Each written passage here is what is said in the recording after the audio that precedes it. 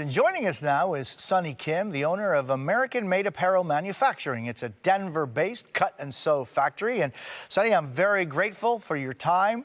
I know you're the owner of American Made Apparel Manufacturing. How much of what you make comes from China? Well, honestly, as much as we want to keep material costs here in America, we have to still source from China. So we're talking about thread and notions, and a lot of the materials that we use at some level have to come from China. So as much as we try to, let's say a garment will take some fleece fibers and we cut and sew it here in Denver, but at some level, it has to be impacted by Chinese sourcing, because let's say I want to buy the fabric is then knitted in LA, but they themselves have to get the yarn, which then comes from China. So at some level, there's always an impact because they still source from China. So it kind of gives you an idea that at every level of what we're trying to do here, it's still going to be interwoven at some level. You know, Sunny, just from my own perspective, you know, watching the folks in Hialeah, Florida, which is an extraordinary city in South Florida, La Ciudad que Progresa, but there used to be 20 plus 30 years ago an entire manufacturing industry in this incredible city that was essentially eviscerated. Mm-hmm. Why has that happened? Why is it that you're finding it that you have to, in some step of this process, rely on China?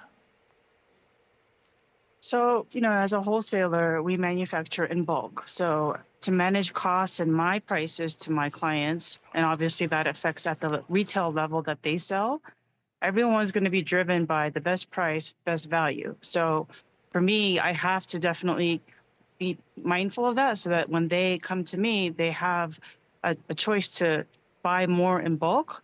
If I try to keep everything US made, it's almost impossible because, as I said earlier, at some level, I have to still use the thread. I still have to use the buttons or something that is produced in China.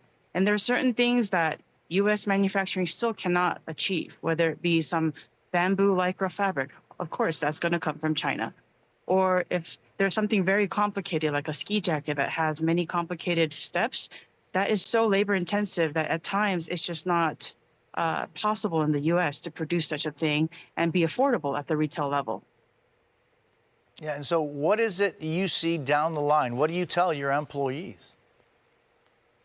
So I am seeing an influx of inquiries every day in our inbox, showing that a lot of companies that once produced in China are trying to figure out if this is a viable option to come to US manufacturing. But to get there is going to be a big learning curve, and we have to start from ground zero.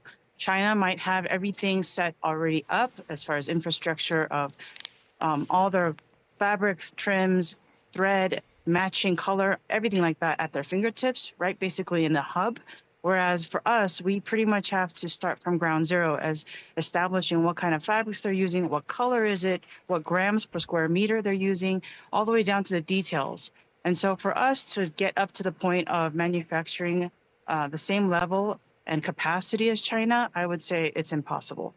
And so I am trying to use the people locally here, and that's going to be a good thing if we start getting some big accounts. But I have yet to see the benefit of tariffs happening yet because we haven't landed any of those yet.